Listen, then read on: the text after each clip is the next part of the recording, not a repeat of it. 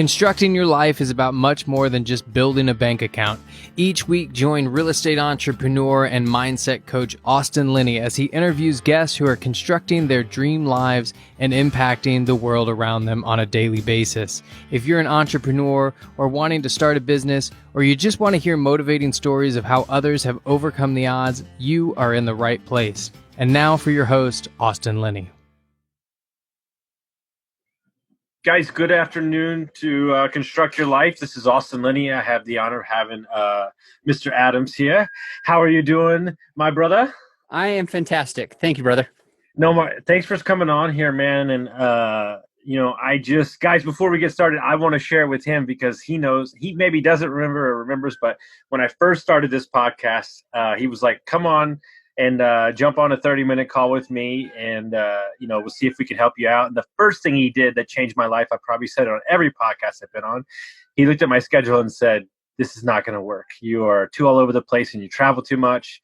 He goes, take a day for coaching, take a day for podcasting. And that one skill right there has changed my entire life. So I only do podcasts on Tuesdays, Wednesdays, and I only do coaching, try to do it on Tuesdays and Wednesdays. And it allows me to focus so much better. And I just wanted to tell you thank you, because that one little tip changed my entire business. Because I traveled yesterday back home, and it was like, well, I don't have anything going on because it's Monday. So it was perfect. That's really cool. Thanks for saying that. You got it, my man. So you can start where you want to with the audience and kind of share about what you do, and we'll kind of go running off there. Yeah. There are two main things that I focus on.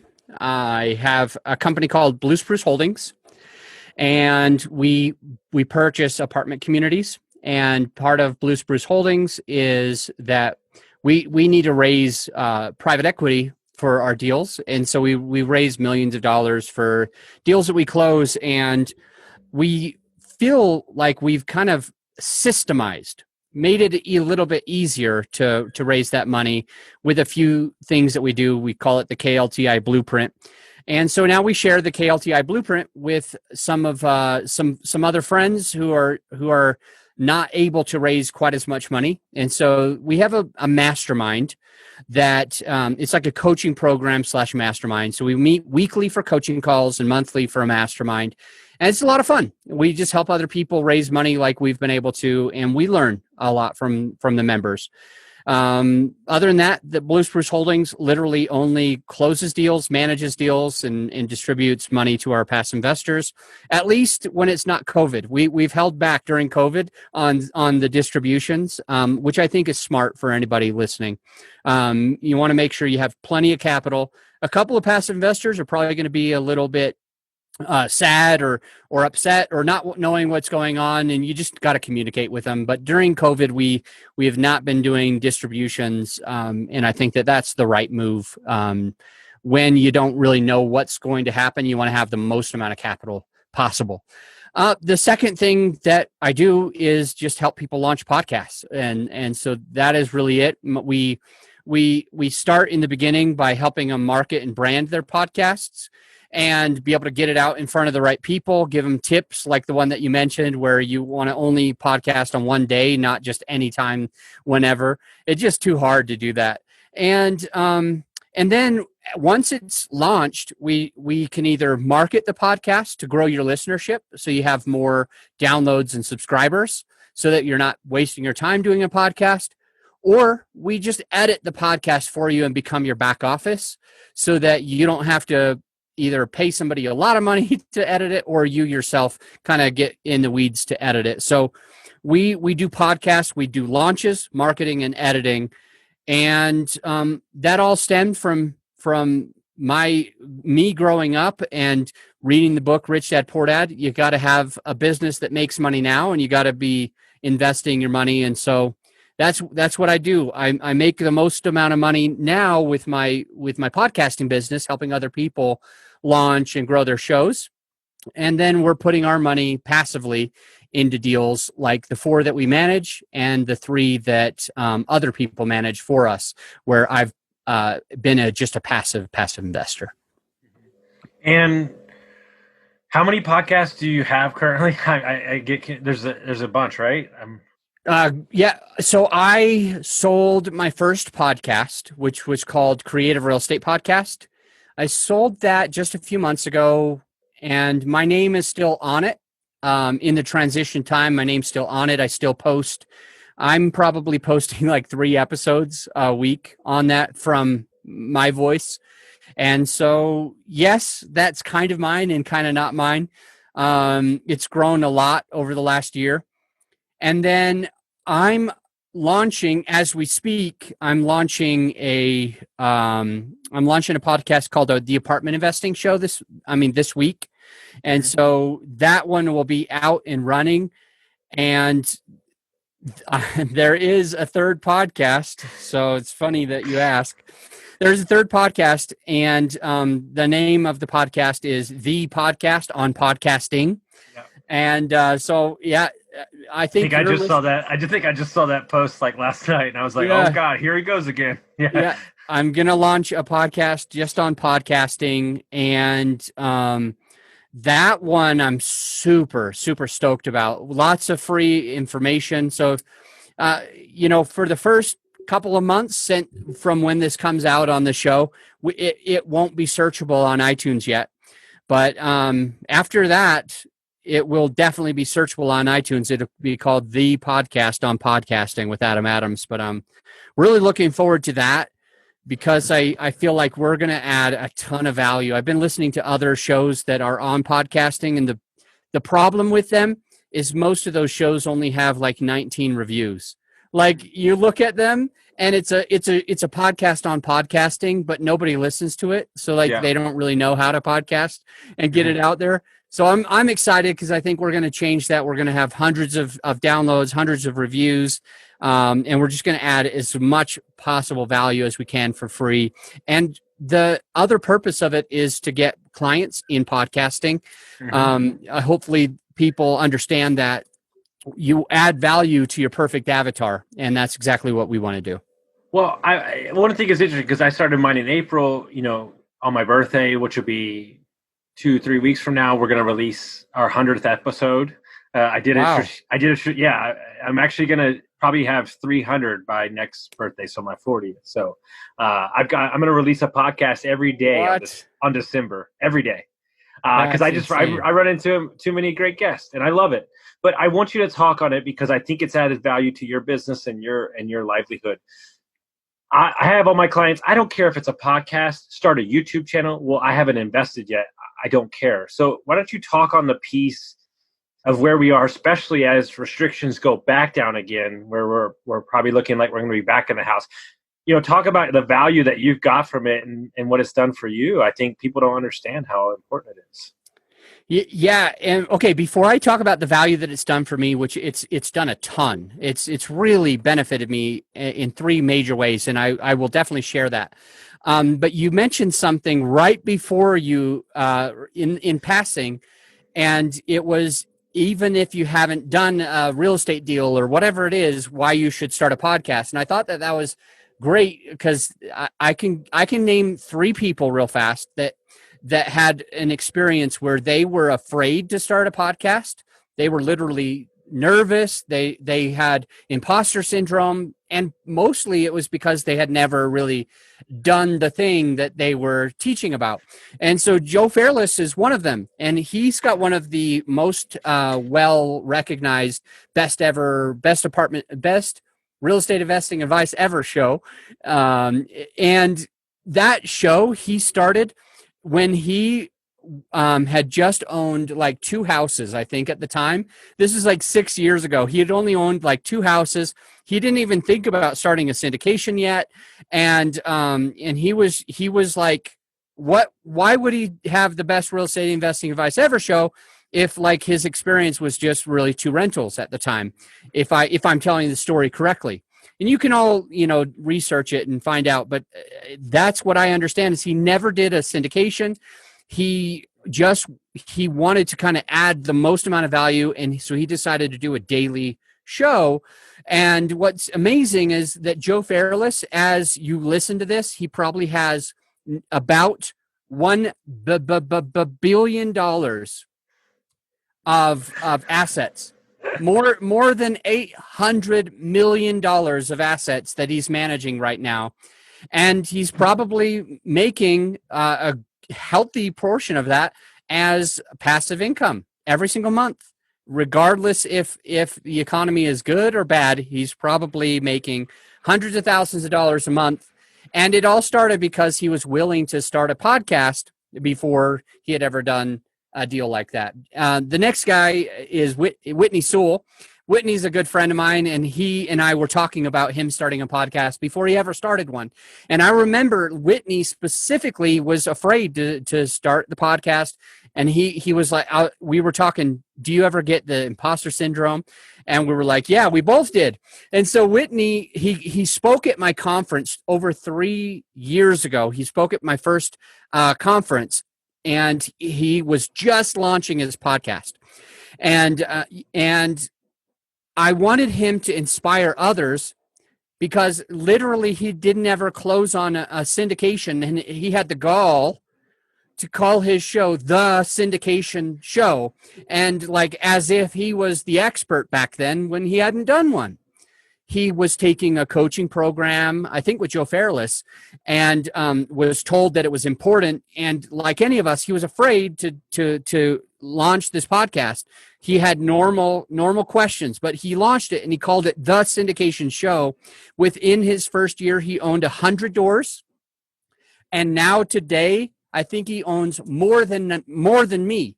I think he's got like 14 or 1,600 doors, and I'm barely above 14. So I believe that he's got like 1,600 doors after 3 years, and his plan is to quit his job, and he's been doing a daily show around a full-time job in the government. And I'm also that way. I started the Creative Real Estate Podcast before I did a syndication, and now I'm at 1,400 doors. I've invested passively in a few deals. We manage a few deals, and life is good. So anyway, I just wanted to make sure that the listener caught that. But the value that I've gotten is 3 major things. The first one that I think is going to be huge, and I want to say it first, the one that I think is the best one, is my network. Your network is your net worth. And when you are a podcast host, you control who your friends are. You literally have the ability to bring on the best of the best and shoot the breeze with them, ask them questions, look them in the eye, and you are on an equal playing field of the greatest people you've ever heard of. Like with Joe and with Hal Elrod. You guys know that book, The Miracle Morning? Yep. Hal Elrod and I text message back and forth, and he sold like 1 million+ copies of his first book, and 1 million+ on his second book. And it's like, my thought is, I know for 100% I would have never had Hal Elrod's cell phone and been able to ask him any question that I want if I didn't start a podcast. So that's number one. Number one is you can control your network. Those people that you go to for advice is now you've really elevated who that is. You are the average of the 5 people you hang around the most, and now I have the ability to elevate those 5 people as high as I want to because of my podcasts. So that's the first one. The second one is just getting passive investors for our deals. And so you just talk a little bit about who you are, what you do, when you do it, what the metrics are that you look for. And there's a lot of passive investors, people that have lots of money, but they don't have lots of time. And what they need is somebody like me who's closing on deals and can take that and place that capital so they can keep their day job. They can keep making all the money that they make and allow somebody who's a steward of their money to be able to make money for them on their money. It's one of the smartest things. OPM is less smart than OPE and other people's time, OPT and other people's experience. Once you can leverage other people's time and other people's experience, you're at the cream of the crop. And that's what passive investors do. And I've gotten tons of passive investors through the Creative Real Estate Podcast that I mentioned earlier in the show that I sold that. But the Creative Real Estate Podcast doesn't even specifically try to attract people with money. It tries to attract people without money. And there was a 6-week period. I'm giving you the best of the best. Now, there are also 6 weeks sometimes that go by that we might only have a couple of people opting into our past investor list. But the best of the best was a year and a half ago. We had 6 weeks in a row where we had no less than 10 new investors each week. We had over 60 passive investors opt into the past investor list that said specifically that they heard about us on the podcast and that they wanted to put anywhere from 25,000. It was the smallest. Most of them were 50 or 60,000, but we had tons that were anywhere from 100,000 all the way to 1.8 million. So we had pre-commitments, soft commitments of over $60 million from 60 plus past investors in 6 weeks. It was insane. We were like, we can't even close deals this fast. We have so many past investors jumping on our list. So that's number 2. And number 3, I will say, is literally just the credibility that it allows for us. When somebody YouTubes, when somebody searches for my name, they find my YouTube, they find my podcast, they find my social media, they see that I'm the same person on my podcast as I am on my social media. They can see that integrity because we're not like becoming a different person. You know, we're not like pretending like we didn't have this challenge or whatever it is. We're not wearing suits on LinkedIn, but wearing regular clothes on Facebook.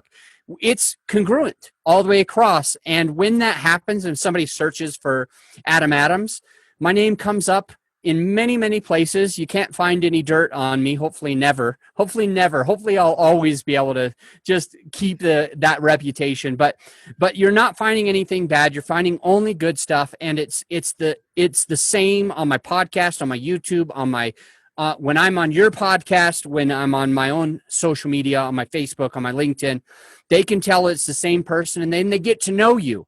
And then they start doing business with you. They might hire you as a coach. They might passively invest with you. Whatever it is, it benefits you with that credibility. So when they search for you, they find the good. Well, what's interesting, because that was gold. But what's interesting is, like, there's a lot of podcasts out there, right? There's a lot of content out there. But I think the number one compliment I get, and I'd be curious to hear your thoughts on it, is they obviously can't listen to every episode, but it's there forever if they need to. But they comment on the consistency.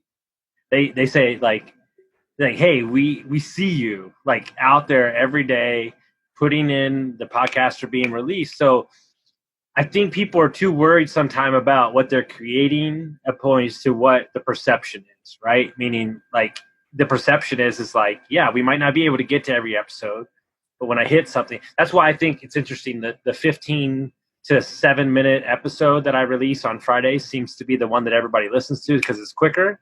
But there's value in the connection of, well, I met this guy from this place, and then, hey man, you should get that guy on your podcast. And I'm like, wait, now I know a famous actor.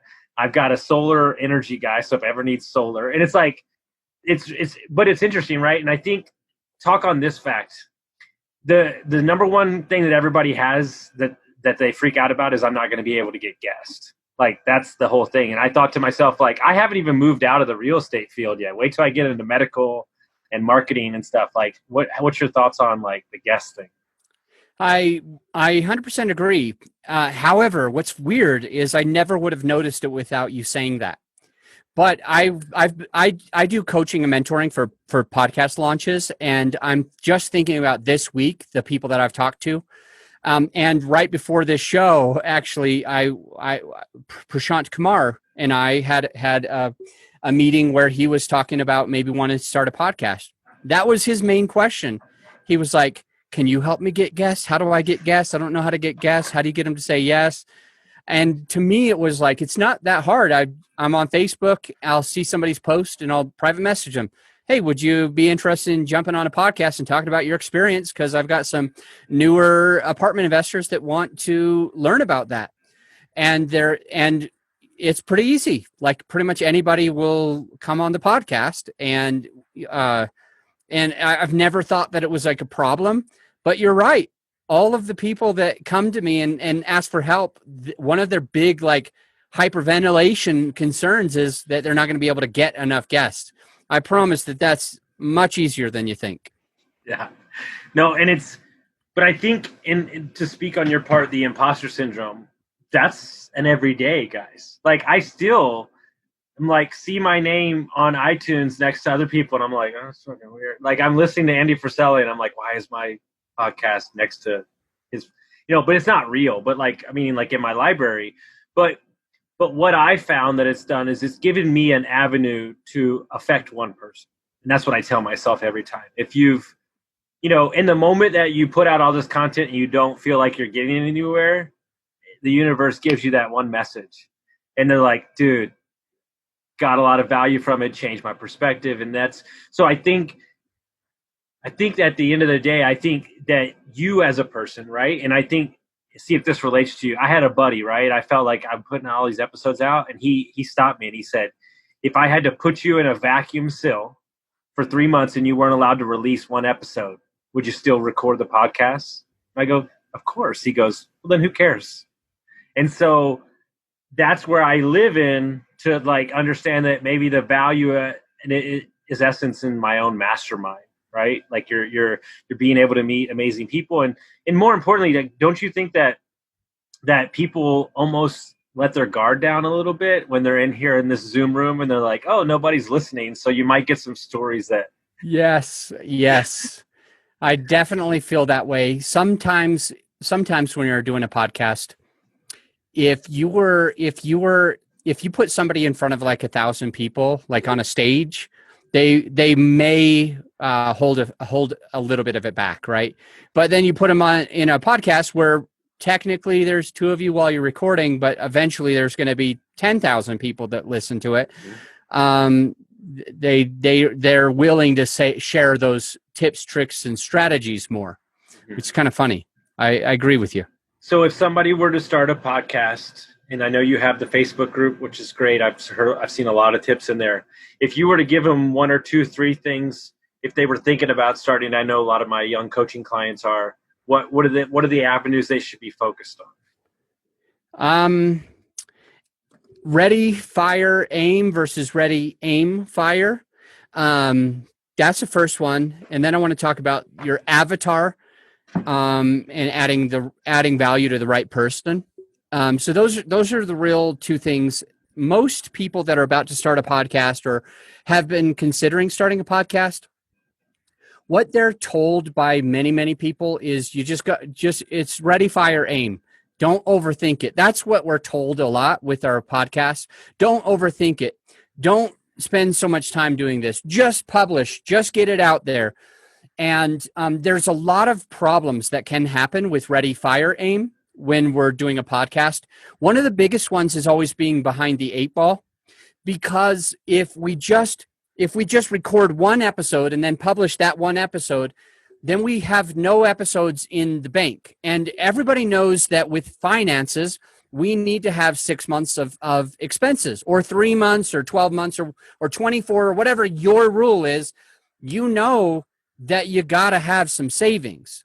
That's the only safe way to be, because you might get sick, you might lose your job, you might go on vacation for a month, whatever it is. I want you to have a savings account of episodes, which basically means that you will have episodes recorded. And I like the 3-month rule. I like to have 3 months of episodes. So a lot of times when I'm recording with somebody and they say, when will this go out? I can easily say it's going to come out 4 months from now, because the next 3 months are full. Because I've got a bank account of episodes and I'm never going to be behind the 8 ball. And if I want to go on vacation for 3 whole months or travel around the country, or if I get sick or whatever, I can make my podcast be able to go weekly or bi-weekly, and I have 6 months of episodes. You know what I mean? And so that's important. That's one of the reasons why you don't want to go ready, fire, aim, because most people who do, they only have one podcast, and then maybe 11 days later they publish episode number 2, and then 3 days later they publish episode number 4, and then 2 weeks later they published episode number 5, and they're like, F this. I hate this. It's so stressful to run a podcast. I can never get them recorded. It's not consistent. And a big part of it is because they started publishing it before they had a bank account, before they were ready. Other problems that happen if you go ready, fire, aim is you might not think about your avatar, which I'd like to explain in a little bit. You might not think about your correct avatar. You're just thinking, I want to have a podcast. I want it to be on this subject. And you're not taking the time to really step into the shoes of your avatar, wondering what he or she wants, what they need, what they're going through, what they're worried about, and giving it to them. Maybe you just start giving people what you want. And you're, instead of attracting your avatar, you're attracting other people exactly like you.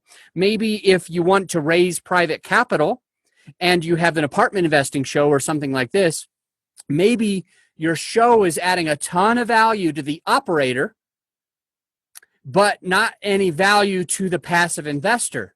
Maybe your show is written in such a way that if somebody was scrolling through and they were begging for a place to be passive and just to be able to put their money, and they're a busy professional and they don't want to quit their job, they don't want to learn how to be an investor, like a passive, they don't want to learn how to be a operator of the deals, they're going to skip through a lot of those podcasts because it doesn't resonate with them yet. And so you want to make sure you're resonating with the right person. So taking a step back and trying to understand with the ready, aim, fire, understand who do I want to serve? Why do I want to serve them? How am I going to work with them? What do they want to know? What are they worried about? What keeps them up at night? How many kids do they have? Do they go on vacation? And you speak their language. Now you have a podcast that's going to get you and them better results. And a lot of people just kind of miss that mark. Tons of other things can happen, like if you just go ready, fire, aim. For instance, you might be stuck editing your own podcast and it just feels like too much for you. Maybe it's easy for you to record them, but all of a sudden you're like, I can't edit these things myself. And so you don't have the kind of like a plan written out on how much it's going to cost, who you're going to have do it, all that kind of stuff.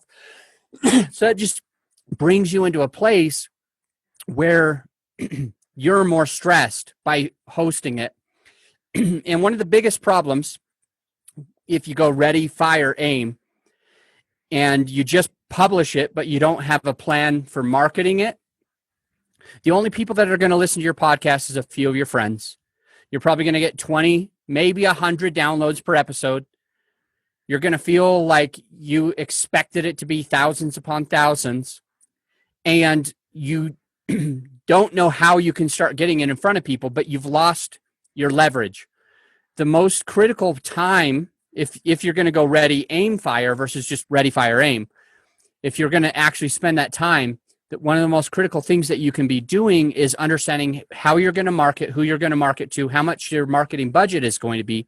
Because if you do it within the first 8 weeks of your launch, you can hit an algorithm within iTunes where iTunes itself starts putting you in front of more people, where you have thousands of listeners and they're not your mom and your sister and your best friend like going through this. They are people that found you through the podcast. That will never happen if you go ready, fire, aim. It only happens if you spend the time to do the marketing pre-launch and the first 8 weeks. If you crush it, you get what a lot of my clients are getting. You get into the top 1% within a few days, and all of a sudden iTunes is like, whoa, there's something cool with this show. I need to put it in front of more people. And so that only way you're going to get that value from iTunes and Apple Podcasts and Stitcher is if you put the work in during the marketing, during the first 8 weeks, if you're marketing it heavily. If you don't do that, then you're going to probably get like 99% of the podcasts out there. They only have, less than 300 downloads per episode. Oh, that's perfect. And I think what's interesting is what I've noticed a lot from younger guys that have started podcasts, they've also niched down so much that they run out of guests because the target audience for that podcast is so small, which I don't think is a bad thing. but they're trying to rebrand and shift. And that's why I was very cautious about what I named mine, so I could cover a bunch of different aspects, because I like different things, So I think we've kind of hit on something that matches in the big scheme of things. But to shift gears here and talk about what I want to talk about, which is mindset and all that stuff. We were talking before you started. You've lost some weight. You're working out hard. I see you putting in the work and everything. What shifted for you? Because it's not like you were already invested in apartments. What was kind of the genesis of the switch? Because I would imagine that you were in decent health, right? Maybe not as great as you are now, but what changed? What shifted for you? What really happened was I was reading the book The One Thing winter 2 years ago while I was shoveling snow. There's about a foot of snow, and all I was doing was just shoveling it and listening to this book, Rich Dad Poor Dad. No. The One Thing. I like Rich Dad Poor Dad as well. But I was listening to the book, The One Thing, and Gary Keller was talking about how there's really no such thing as balance in our life. And he talked about this thing called by living on the edges, living on the extremes. And he talked about kind of like when you are when you're during a podcast interview, you just give that podcast interview everything you got. When you are when you're looking for deals for your multifamily business, you put everything in there. You don't get distracted. You don't half-ass it. You full-ass it. You go all the way in and do that one thing on the extreme.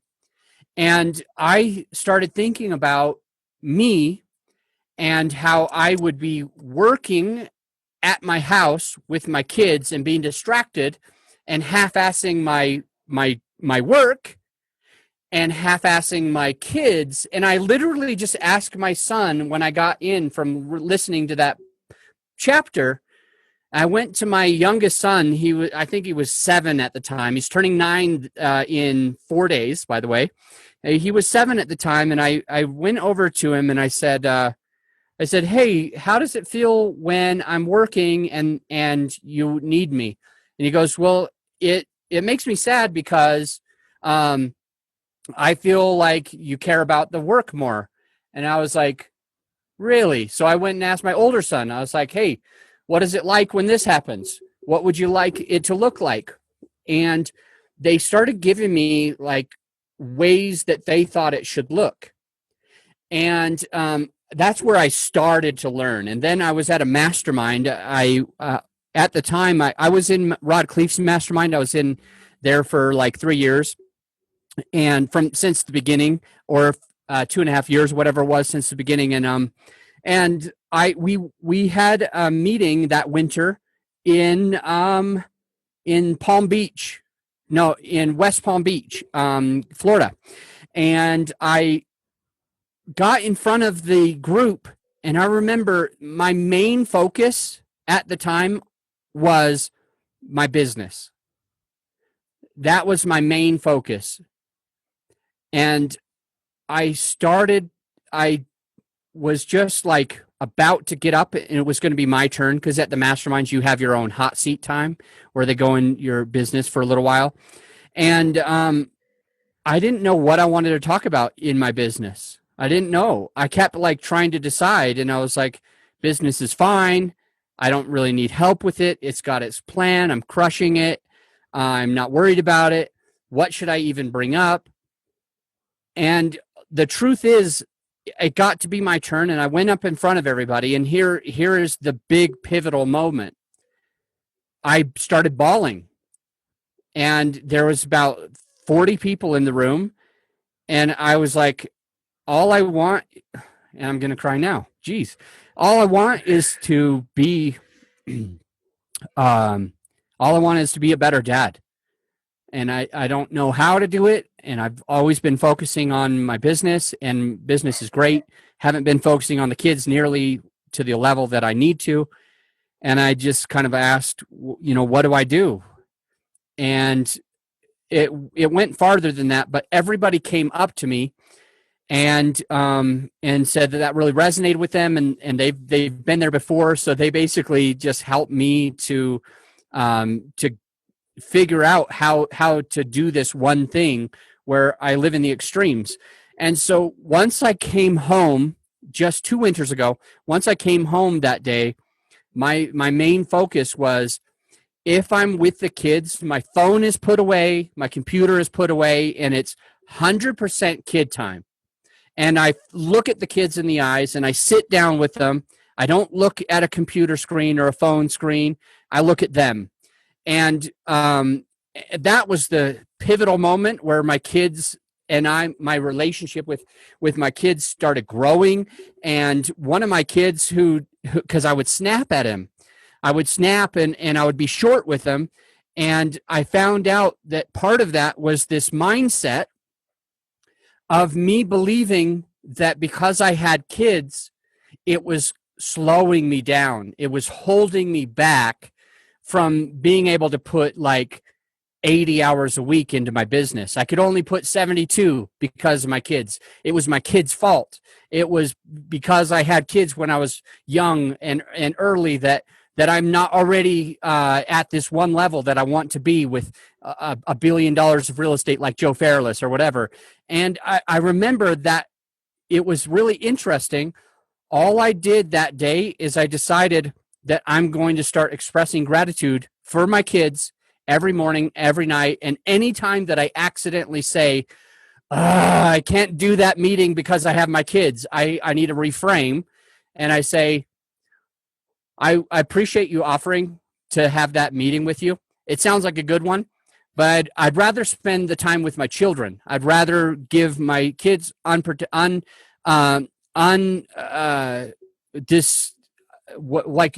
undivided attention during that time. If you ever want to do that during these hours, I can do it. But during these hours, my purpose is my children. So instead of being like sad that I missed out on like some opportunity to speak at a conference during kid hours or whatever it is, I started to reframe everything and say, I'm glad that I have my kids. I'm glad that my relationship with my kids is growing.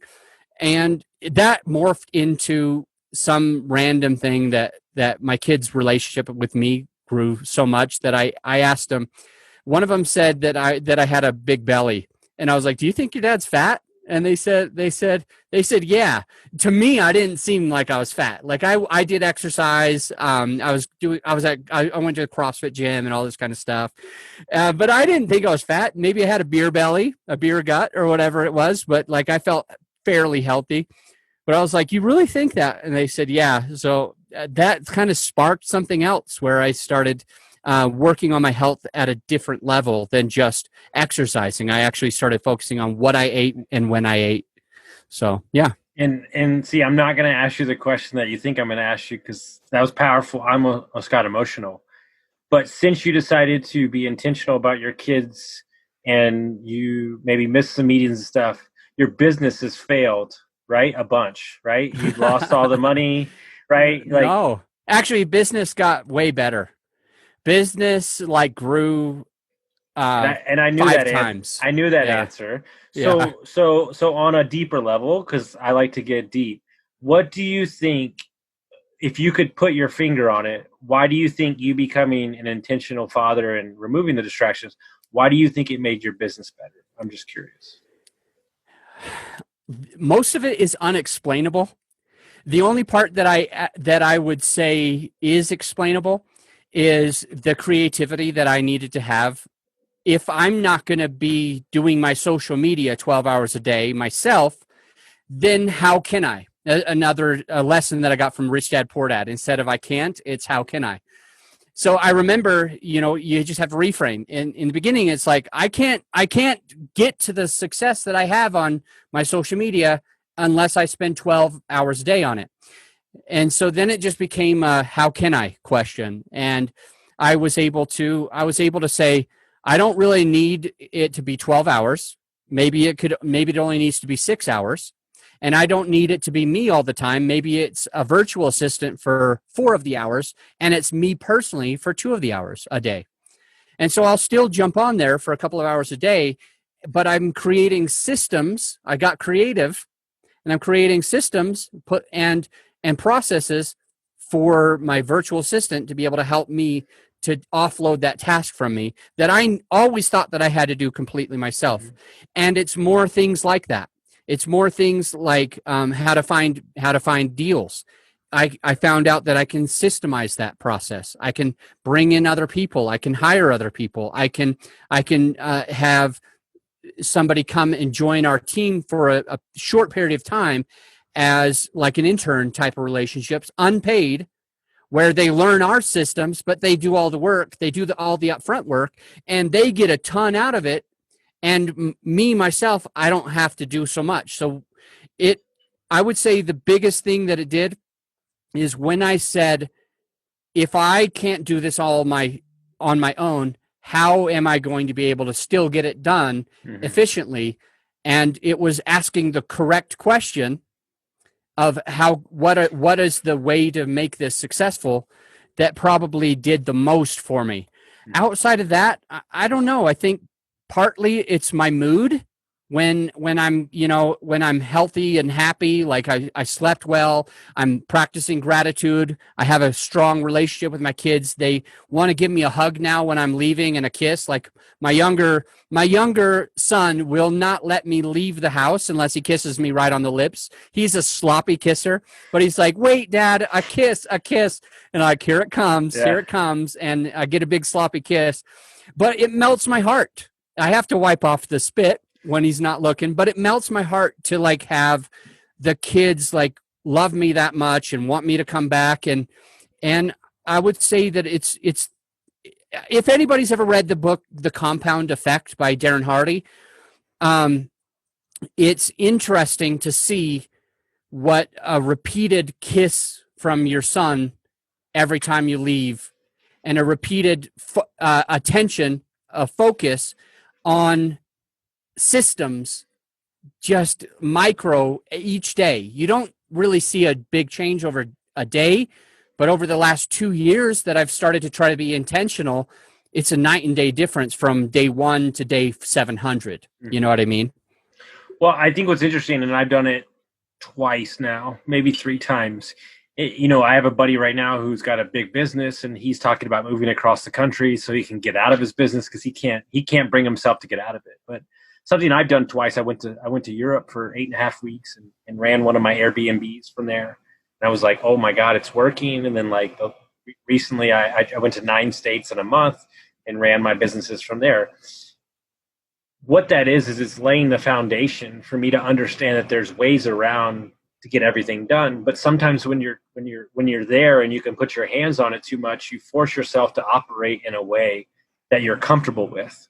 And I tell people, my mentor tells me, if you can't shut off your phone for 3 days and leave your business, well, then you don't have a business. But you almost have to do that.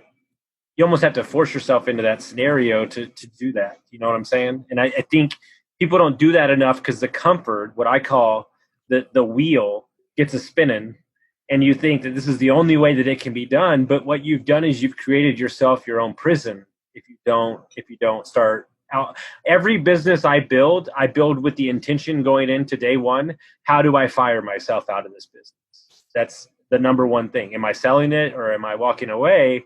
And I haven't dipped in the VA route yet because I have a great assistant and he's recording everything. So yes, we can eventually scale out to VAs, but I think that, but I would love for you to speak on this because it's something I brought up 3 times in the last 2 days. I think that VAs, the term or what they view them as, it has a terrible connotation to America.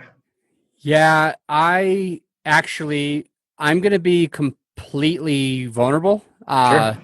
on something. Like in all things, I try to be as open-minded and diplomatic for everything that there ever is.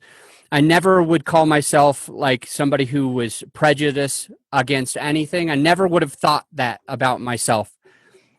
But I do, now that I have multiple virtual assistants, I think I have 6 or 7 now, 6 or 7 virtual assistants that 6 are full time and 1 is half time. It's only on this side of the coin that I realize my prejudice.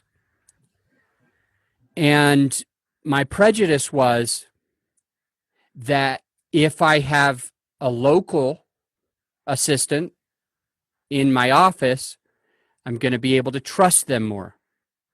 I'm going to be able to give them more complicated tasks. I'm going to be able to give them access to my bank account. I don't know what the hang up was. I wasn't intentionally trying to be racist or something like that.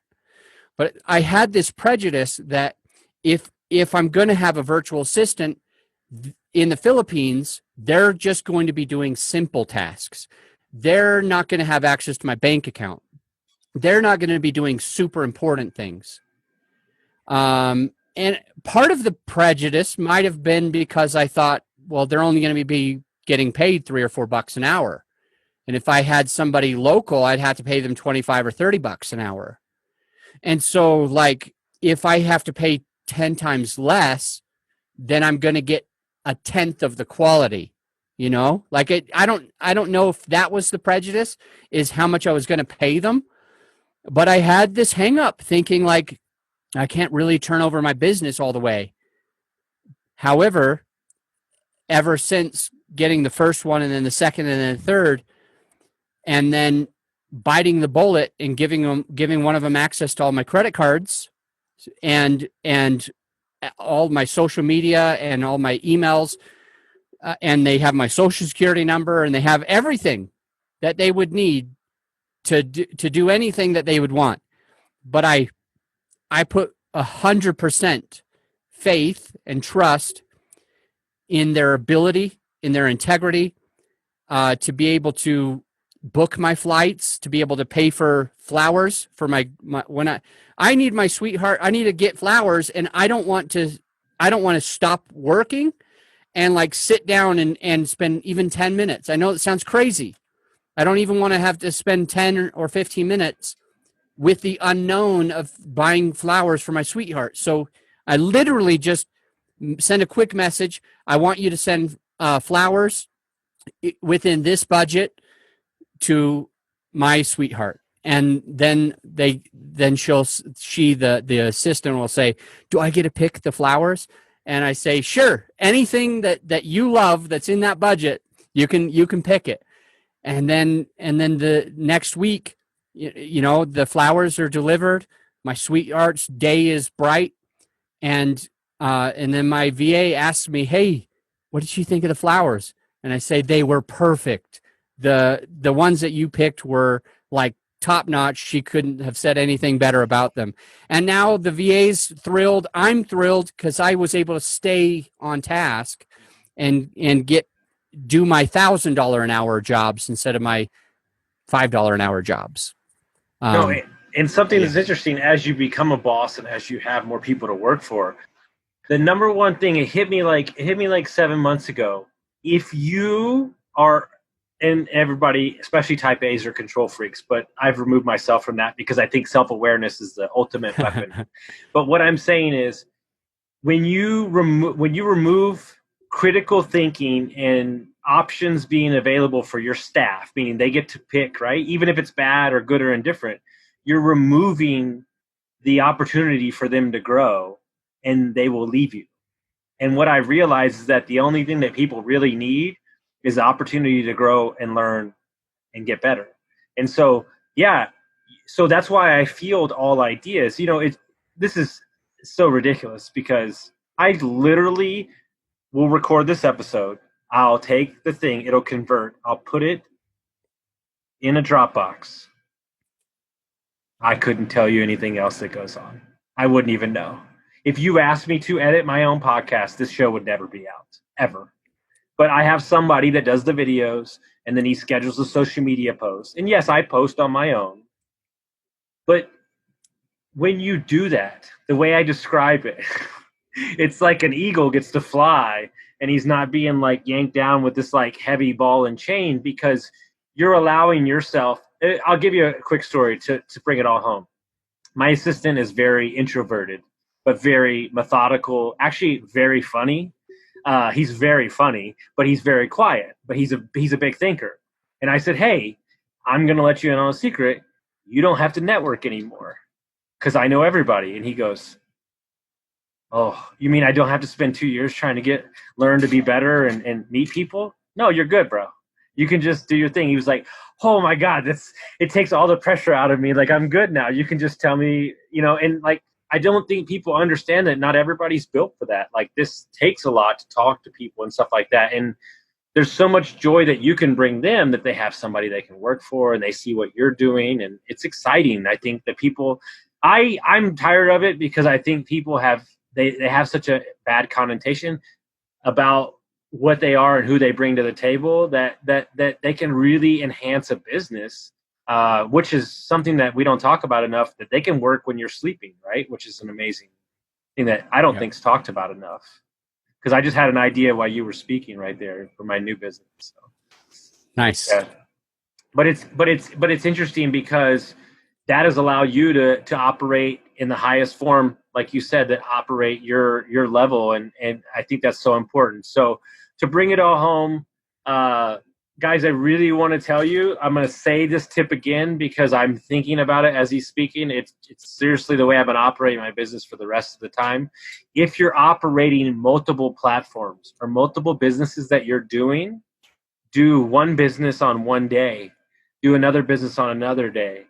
And that way it allows, like I have 7 podcasts tomorrow, and it's okay. Because like we're talking about podcasts all day. And so I just want to say it again so I can hammer it home. Thank you, because you've made my weekends and my Fridays amazing. So I don't schedule anything on Friday. It's a free day that I play golf or I'll go like make some phone calls. But it's been amazing because, you can work 12 hours on a Wednesday, but it's done. And you're not dreading, well, I need to do this and that. And so I just really want to thank you for your time, all the stories you shared, the value that you brought to me. And I just wanted everybody to hear it again. Thank you, brother. Thanks for having me. You got it, man. So if they want to find out the podcast, how they get a hold of you, how would they do that? Easiest way is to go to mypodcast.website. So it's not a .com or like a .net or .io or whatever, just mypodcast.website. And from there, they can schedule a call with me, or they can see how we can help them either launch, market, or edit their show. Perfect. Well, guys, if you like this episode, make sure you share it with your friends, send it out to everybody that you know, and we'll see you next time. Thank you so much, sir. And I know you have to go, so I'll see you next time.